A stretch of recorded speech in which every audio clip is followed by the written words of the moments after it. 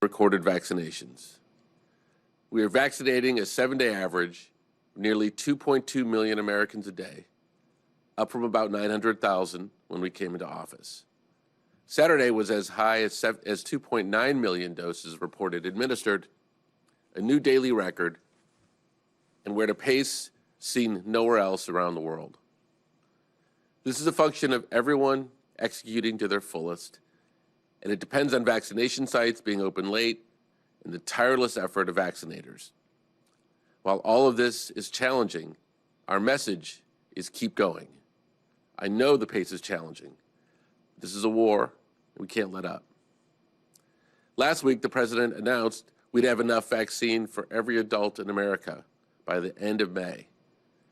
Turning those vaccine doses into vaccinations requires more vaccinators and more vaccination sites. We must continue to get these vaccinations efficiently and equitably distributed to the public. We've already provided more than $4.1 billion to states, tribes, and territories to support more than 500 community vaccination sites. The American Rescue Plan includes tens of billions more in funding to scale up our vaccination program. Many states are now running vaccination sites 24/7. Slots are being reserved for teachers and people in hard-hit zip codes, and we're getting more vaccinators from the military to retired doctors and nurses into the field. We are in a historic crisis, and we have reason to have confidence that we will prevail. But we are not done, and we must keep up the pace of progress and remain vigilant. Joining me today is Dr. Walensky, Dr. Fauci, and Dr. Nunez-Smith. And with that, I will turn it over to Dr. Walensky to talk about our next steps on our path back. Good morning and thank you. I'm glad to be back with you today. Let's get started with an overview of the pandemic. The most recent 7-day average of cases is about 59,000 cases per day. Importantly, on the far right of the graph, you can see that there is a leveling off of the decline. And the most recent 7-day average of deaths is slightly lower than 2,000 deaths per day. These numbers show us that the pandemic still remains a very serious situation, with the most communities continuing to have high levels of COVID-19 transmission. We are watching these data closely to see where the pandemic will head in the coming days. But I'm also hopeful. As of today, 59 million people in the United States have received at least one dose of a COVID-19 vaccine, and approximately 31 million, or 9.2% of the US population is fully vaccinated, putting us on a strong path to eventually end this pandemic. And as you just heard, we are now vaccinating more than 2 million people per day. We've been through a lot this past year, and with more and more people getting vaccinated each day, we are starting to turn a corner. And as more Americans are vaccinated, a growing body of evidence now tells us that there are some activities that fully vaccinated people can resume at low risk to themselves. This is why today, CDC is releasing its initial guidance for the public that, for the first time, lays out some of the activities considered safe for those who are fully vaccinated. When I say fully vaccinated, I mean people who are 2 weeks after their second dose of either the Pfizer or Moderna vaccines, or 2 weeks after a single dose of the Johnson & Johnson vaccine. Before I talk about the specific recommendations, I want to underscore a few important points. First, robust clinical trial data demonstrate that the current COVID-19 vaccines are highly effective at protecting vaccinated people against severe illness, hospitalization, or death from COVID-19. However, there is still a small risk that vaccinated people could become infected with milder or asymptomatic disease and potentially even transmit the virus to others who are not vaccinated. Understanding the size of this risk in vaccinated people and the risk of transmitting the virus to others who are not vaccinated is an ongoing area of research. Second, it's important to note that this is initial guidance. The science of COVID-19 is complex, and our understanding of the virus continues to rapidly evolve. The recommendations issued today are just a first step. As more people get vaccinated and the science and evidence expands, and as the disease dynamics of this country change, we will continue to update this guidance. Importantly, our guidance must balance the risk to people who have been fully vaccinated, the risks to those who have not yet received a vaccine, and the impact on the larger community transmission of COVID-19 with what we all recognize to be the overall benefits of resuming everyday activities and getting back to some of the things we love in life. It's against this backdrop and the current state of the pandemic that we have developed these new recommendations. With today's initial guidance, it's important to note that we are focusing on activities of fully vaccinated people can resume in private settings, such as their homes, under two scenarios. The first scenario is fully vaccinated people visiting with other fully vaccinated people. In this slide, these individuals are represented by solid green circles. In this scenario, CDC recommends that fully vaccinated people can visit with other fully vaccinated people in small gatherings indoors without wearing masks or physical distancing. Remember, here we are talking about private settings where everyone is vaccinated. So what does this mean? If you and a friend or you and a family member are both vaccinated, you can have dinner together, wearing masks without distancing. You can visit your grandparents if you have been vaccinated and they have been too. Now, I want to talk to you about another more complicated scenario. It involves vaccinated people visiting with unvaccinated people. When fully vaccinated people visit with unvaccinated people, we have to consider the underlying risks of the unvaccinated people and any unvaccinated members of their household. We take this approach because all of our guidance is rooted in making sure we are keeping people safe. So, CDC recommends that fully vaccinated people can visit with unvaccinated people from one other household, indoors, without wearing masks or physical distancing, as long as the unvaccinated people and any unvaccinated members of their household are not at high risk for severe COVID-19 disease. In the slide, people who are vaccinated and at low risk for severe COVID-19 are indicated by solid orange circles. This means that none of the unvaccinated people or any unvaccinated members of their households, for example, are an adult over age 65 or have an underlying condition such as cancer, heart disease, or diabetes that could increase their risk of COVID-19 related hospitalization or death. Here's an example.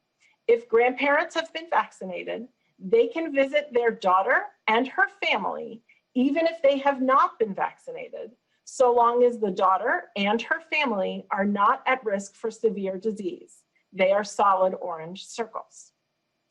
Second, if an unvaccinated individual or any unvaccinated member of their household are at high risk for severe disease, shown here by hollow orange circles, everyone, regardless of vaccination status, should still wear a mask and physically distance and choose to meet outdoors or in a well-ventilated space.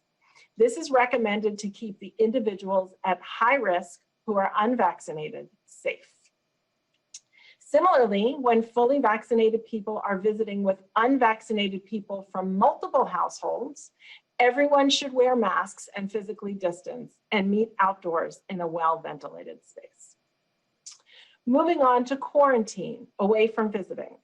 In addition to these new recommendations on visitation in private settings, CDC's new guidance also recommends that fully vaccinated people do not need quarantine or get tested following a known exposure to someone with COVID-19 as long as they are asymptomatic.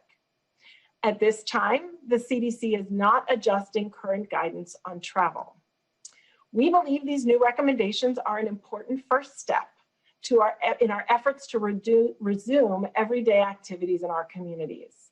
However, we remain in the midst of a serious pandemic, And still over 90% of our population is not fully vaccinated, though we are working hard to get there. Therefore, everyone, whether vaccinated or not, should continue to avoid medium and large size gatherings, as well as non-essential travel. And when in public spaces, should continue to wear a well-fitted mask, physically distance, and follow other public health measures to protect themselves as others. COVID-19 continues to exact a tremendous toll on our nation. Like you, I want to be able to return to everyday activities and engage with our friends, families, and communities. Science and the protection of the public health must guide us as we begin to resume these activities. Today's action represents an important first step. It is not our final destination. As more people get vaccinated, levels of COVID-19 infection decline in communities, and as our understanding of COVID immunity improves, we look forward to updating these recommendations to the public. I know this is complex, and I've covered a lot of ground this morning. So I want to recap the main points of our initial guidance released today. In summary, fully vaccinated people can visit with other fully vaccinated people indoors without wearing a mask or physical distancing. Visit with unvaccinated people from a single household who are at low risk of severe COVID-19 disease indoors without wearing masks or physical distancing. And refrain from quarantine and testing following a known COVID-19 exposure if the vaccinated person remains asymptomatic. For now, we will continue to examine this in the upcoming weeks and update our guidance accordingly. Fully vaccinated people should continue to take precautions in public, like wearing masks and physical distancing, wear well-fitted masks and physically distance and adhere to other prevention measures when visiting with unvaccinated people who are at increased risk of severe COVID, or who have an unvaccinated family member, household member who is at increased risk of COVID. Wear masks, physically distance, and practice other prevention measures when visiting with unvaccinated people from multiple households. Avoid medium and large sized crowds. Get tested if experiencing COVID-19 symptoms. Follow guidance issued by individual employers, and follow CDC and Health Department travel recommendations. As I close, I want to stress that we continue to have high levels of virus around the country, and more readily transmissible variants have now been confirmed in nearly every state. While we work to quickly vaccinate people more and more each day, we have to see this through. Let's stick together. Please keep wearing a well-fitting mask and taking the other public health actions we know work to help stop the spread of this virus. Thank you so much for your time today, and I will now turn things over to Dr. Fauci. Thank you very much, Dr. Walensky. I'd like to just spend a couple of minutes now on a different topic, and that has to do with investigational therapeutics for COVID-19. If I could have the first slide. On a previous briefing, I had mentioned to the group that there were a number of investigational therapeutics, including monoclonal antibodies, convalescent plasma, immunomodulators, et cetera. What I want to do today for a couple of minutes is talk about the issue of direct-acting antivirals. If I could have the next slide. The strategy for direct-acting antivirals in the future will be a process that we have done with other infections, which I'll get to in a moment. And that is the identification of vulnerable targets after study of the replication cycle of the virus, in this case, SARS-CoV-2, and then to design drugs to directly inhibit that vulnerable target. Next slide. We have been extraordinarily successful in this with HIV. Now, targeted drug development, which is the terminology we use for this approach, targeted drug design, has occurred before HIV, particularly with the herpes viruses. But it really got into its own frame with HIV. And the reason I say that is that that was the first of the extraordinarily successful results of targeted drug design.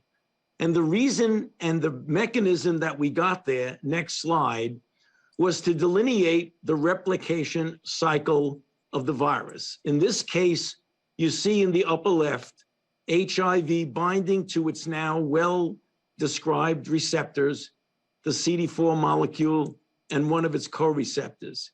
It fuses, it enters, the RNA reverse transcribes, it integrates its DNA into the cellular DNA, then transcribes out and buds off.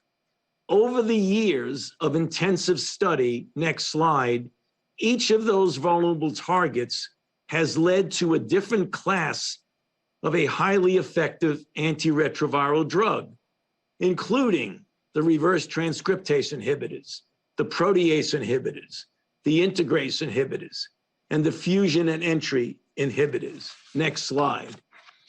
This has led to now an extraordinary number of drugs which, when used in combinations, have transformed, the life of HIV-infected individuals, giving them almost a normal lifespan, although the drug needs to be given essentially for the rest of their lives. Next slide. That same principle is now being applied to SARS-CoV-2, because here's a comparable life cycle. Obviously, there are differences here. Again, in the upper left, you see SARS-CoV-2 by virtue of its spike protein binding to its ACE2 receptor, binding to the membrane, fusing, entering, and then a whole bunch of steps that I need not go through that involve a variety of enzymes which ultimately lead to the virion release on the lower right-hand part of the slide. Next slide. With the same strategy that was used with HIV, we will be screening and then proactively designing entry inhibitors, protease inhibitors, polymerase inhibitors, and others. Next slide. And then, if you look at what's been going on right now and take each of these very briefly, there are early stage non-monoclonal antibody candidates in preclinical development, such as peptides and small proteins blocking entry. With regard to polymerase inhibitors, the FDA has already approved remdesivir from Gilead. And just this past week, we've heard of molnupiravir from Ridgeback Biotherapeutics and Merck, in which they published the preliminary analysis of their phase 2 trial that showed a quicker decrease of infectious virus in participants with symptomatic disease. Just 2 days ago, Atia Pharmaceuticals reported favorable safety and pharmacokinetic data from phase 1 trial, and Pfizer now is in a phase 1 trial with the protease inhibitors. I show this to the group because this is really the beginning of the phase of looking in a strategic way for direct-acting antivirals, which are going to be used to prevent people from progressing in their disease, namely keeping them out of the need for hospitalization. And on this final slide, for those of you who want to get more detail, just this past November, the NIH had an NIH SARS-CoV-2 antiviral therapeutic summit looking at the state of therapeutics, gaps in the field, and a number of our public-private partnerships. You can get this on the NIH website, and I encourage you, for those who have any interest in it, to take a look at that, because that is the direction that we will be going over the next weeks to months to years. I'll stop there and hand it over to Dr. Marcela Nunez-Smith. Thank you so much, Dr. Fauci, and good morning to everyone. I'm going to talk, of course, today about equity, and you've heard us describe that equity is at the foundation, the center of this administration's COVID-19 response. You know, over the last month, in my time with you, I've detailed why that needs to be the case. So we've taken a look at the differences in COVID-19 outcomes, for instance, by race and ethnicity. And since the beginning of this pandemic, we have all seen that factors, like race, ethnicity, rural versus urban geography, poverty, disability, living situation, and type of employment, they all are exerting tremendous influence on the outcomes we see in COVID-19. So I want to begin this morning by giving an update on the ongoing inequities related to COVID-19. So first, let's take a look at the rates of COVID-19 cases, deaths, and vaccination by race and ethnicity. As you can see here, Latino individuals continue to bear more than their share of COVID-19 cases, while Black people continue to bear more than their share of deaths. Notably, you see the share of vaccinations is significantly lower for Latino and non-Hispanic Black individuals relative to their share of the general population. And the same is true for Asian individuals. But this all still only tells part of the story, as we remain limited by the completeness of our data. We only have race ethnicity data for 53% of those who have received their first dose of a COVID-19 vaccine.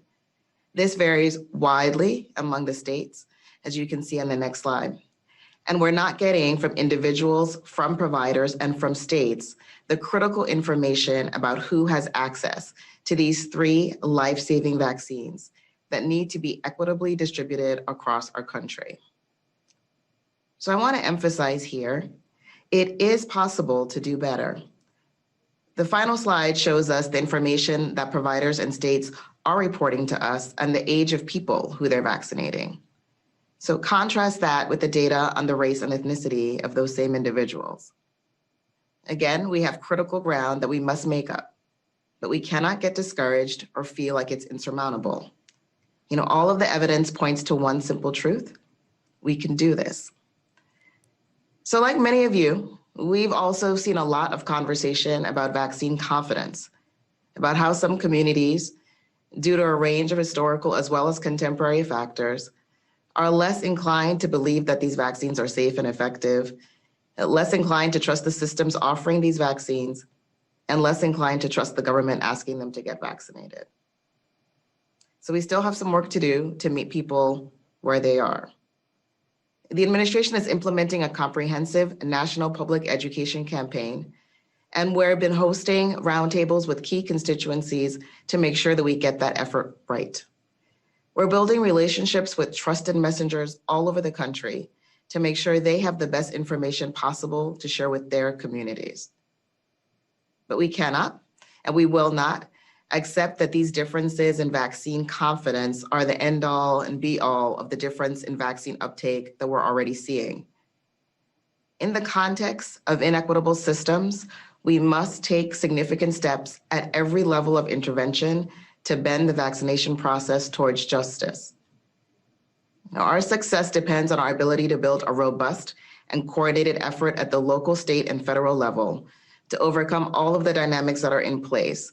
And this moment absolutely calls for that kind of effort. So in light of everything that we've seen in the 84 days since our nation began administering COVID-19 vaccines, we're turning up the expectations for this vaccine program on all fronts. And we have a series of federal programs that are a key part of our approach to ensuring that all communities have vaccination access.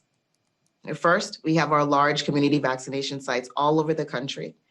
So far, we have over 580 operational federally supported sites, and over 170 sites are actively receiving on-site support by federal personnel.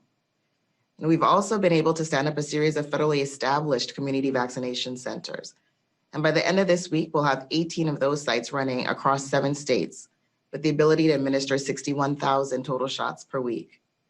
And each of our federal sites has been designed with key equity-oriented features. So targeted geographic eligibility, weekend extended hours, reserve slots for registration through faith-based and community-based organizations, as well as deployment alongside mobile vaccination units to help vaccinate surrounding communities. So we're going to keep pushing to launch more and more of these sites and dive into the data on each site to make sure they're achieving their goal of improving vaccine equity in those communities. Second, we have our federal retail pharmacy program. And this program features chain and independent pharmacies across the country. And as of last week, we're administering 2.5 million doses of the Pfizer Moderna vaccines, plus the additional supply that they received with the Johnson & Johnson vaccine. We designed this retail pharmacy program to ensure that 1/3 of the pharmacy sites were placed in communities with higher scores on the CDC Social Vulnerability Index. Those are populations at higher risk due to factors like socioeconomic status, the composition of the household, people of color, as well as housing types and transportation dynamics. So we're going to press toward this mark to ensure that pharmacies are selecting the communities with the greatest need. And we're going to prioritize those pharmacies that do a better job addressing equity.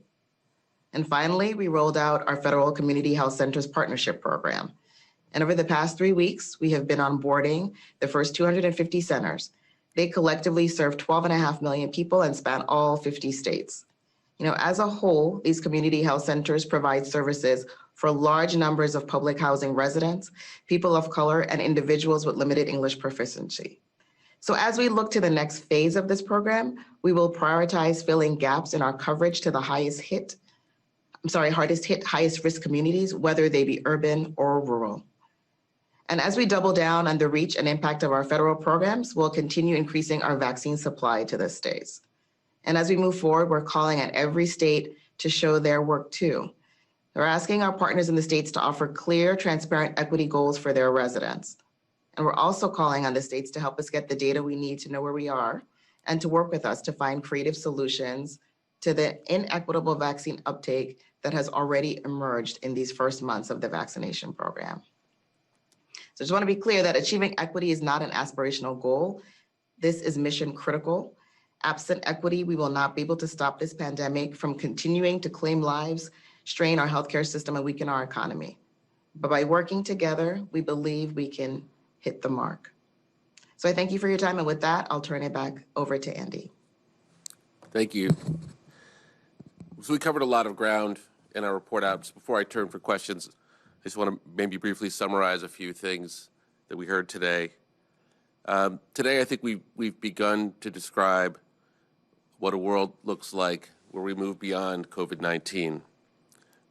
Dr. Walensky outlined a first step for those of us who've been vaccinated.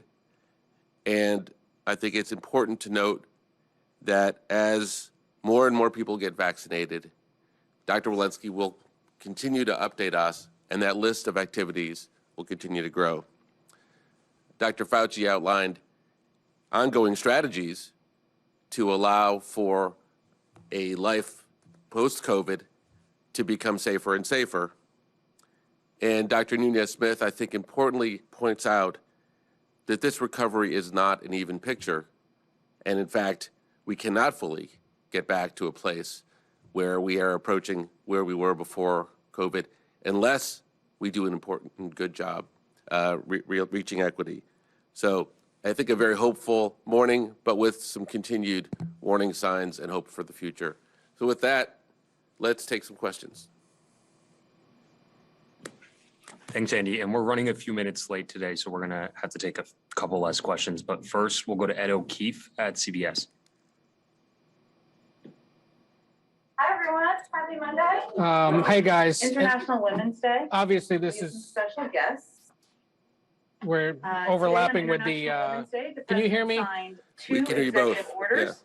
The first establishes the White House. All right, Kevin, All right. We'll go ahead and go go to a to different question. Yeah. we'll go to Zeke at AP. Thanks you all for doing the call. For Dr. Walensky, I was hoping you can clarify why the CDC hasn't, what the limiting factor is in the CDC not sort of putting out guidance to the effect of those who have been fully vaccinated not having to wear masks and being able to travel and things like that. What is the limiting factor? Is it the background cases of the virus in the community? Is it the fact that not enough people are vaccinated just yet to get there? And then could you just provide potentially a step of sort of what the next set of guidance is going to be and what the triggers would be for, for people who are fully vaccinated being advised to be able to remove their masks in public and, go about a somewhat normal life? Yeah, thank you for that question. I think it's important to realize as we're working through this that still over 90% of the population is not yet vaccinated, and that is our responsibility to make sure in the context of 60,000 new cases a day that we protect those who remain unvaccinated and remain vulnerable.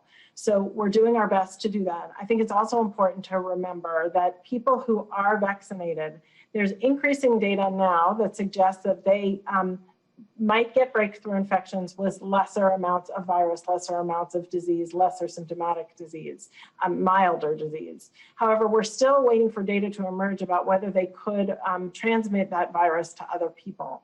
So our next steps in terms of putting out the guidance, as I mentioned, is really to see a larger swath of the population vaccinated. We're actively on our way to doing that, as well as to hopefully see further cases decline in the country, as well as waiting for new data to emerge. So we're hoping it's in a relatively short period of time, but we do need to see some more new data as well. Next question. Next, we'll go to Shira Stein at Bloomberg. Hi, thanks so much for doing this. Can you explain what the scientific justification is for not changing the travel guidance to telling folks who are fully vaccinated that they should not be traveling? And how will this guidance affect folks' willingness to get vaccinated? In terms of travel, here's what we know. Every time that there's a surge in travel, we have a surge in cases in this country. We know that many of our variants have emerged from international places, and we know that the travel corridor is a place where people are mixing a lot. We are really trying to restrain travel at this current period of time, and we're hopeful that our next set of guidance will have more science around what vaccinated people can do, perhaps travel being among them. To the second part of your question, obviously it would be pure speculation on our part, but we think that this is part of a growing list of reasons why Americans do want to get vaccinated. We are already seeing increasing numbers of people wanting to get vaccinated, given the highly effective vaccines and given the very good safety profiles. And this list, which, as Dr. Walensky pointed out, will continue to grow, we think are a growing set of reasons why people want to get vaccinated. Having said that, I think it's important to note that the CDC makes its decisions based upon what the science and the data tells them are the right decisions, not for any other reasons. Next question.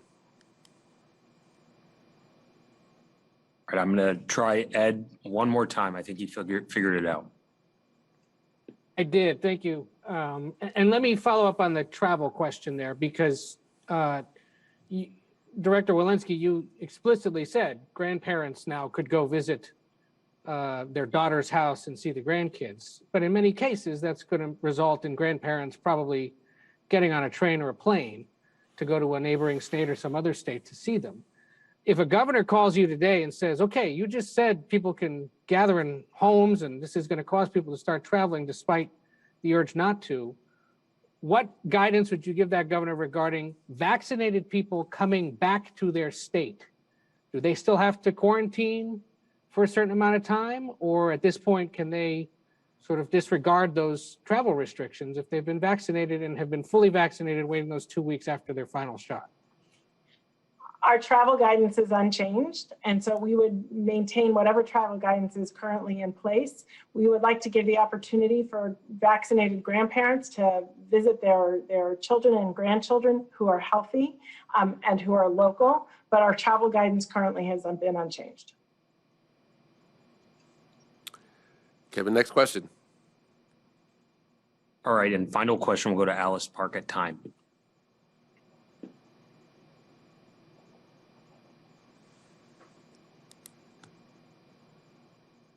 Hello, can you hear me? We can. Great. This is a question for Dr. Fauci, and this has to do with the studies you mentioned last week on the third dose. Can you outline for us what the metrics are that you're going to be looking at in those studies, and what thresholds you will set for success, or to determine whether a third dose might be necessary or not? Alice, there were two third dose scenario. One was one that Pfizer is pursuing, where they're talking about giving a third dose against the wild type virus to boost up the level of neutralizing antibodies. The parameter there will be taking a look at what the level of boost of antibody, because we do know from in vitro studies that when you get a high level of antibody against the wild type, it gives you a cushion of effect against the variant. And the third boost is one that we are doing in collaboration with Moderna, where the boost will actually be a boost of a vaccine that is directed specifically against the variant. So there are two issues there. What we're looking for in the second one is the level of antibody that we will have boosted against specifically the variant, as opposed to the level of antibody against wild type, which you will assume will give you some cross protection against the variant. Thank you. Thank you all for joining. I hope people view this as a hopeful day in the next steps of the pandemic. And we are here in no small measure because of the safety and protection that many, many Americans have taken with regard to their family, friends, and neighbors. We ask people to continue to do that so we can get there as quickly and as permanently as possible. Thank you very much, and we'll be here again on Wednesday.